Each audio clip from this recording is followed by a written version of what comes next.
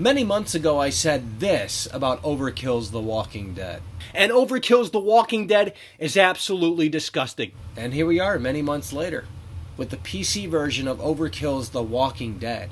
Is Overkill's The Walking Dead as bad as people are saying it is? Well, let's find out. First and foremost, I will say that this game is not worth $60. This game is basically Payday 2 meets Left 4 Dead, set in the Walking Dead universe. And overall, with that said, I put about 3 hours into this game, so obviously these are just kind of my first impressions. But with the time that I have spent here with Overkill's The Walking Dead, I have had some fun here with this game. It's not all doom and gloom. However, it is very, very rough around the edges. Basically what you do here in this game is you open up your map, you go to a point on the map, you jump in, complete the objectives, and then complete the level.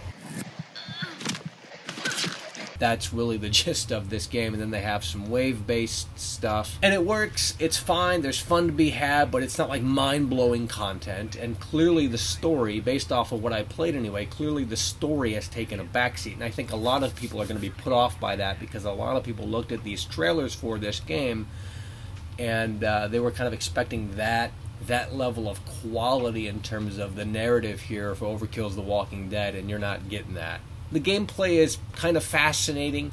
The game really is better, in my opinion, if you play with other people as opposed to going in solo.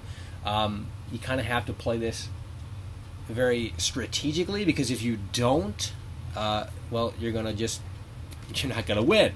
You know, sometimes this game is easy, sometimes this game is kind of hard. I don't know. It's a really weird struggle, but you know, if you go in guns blazing, you're going to attract all of the walkers, and they're going to swarm you, and that's going to be the end of that. So you kind of have to work together as a cohesive unit, and I really appreciate that. And there's some strategy involved, so it's not just, hey, I'm going to go from point A to point B, we're going to run and gun. I mean, you can play like that, but it's definitely not the ideal way to play. Gunplay is pretty cool.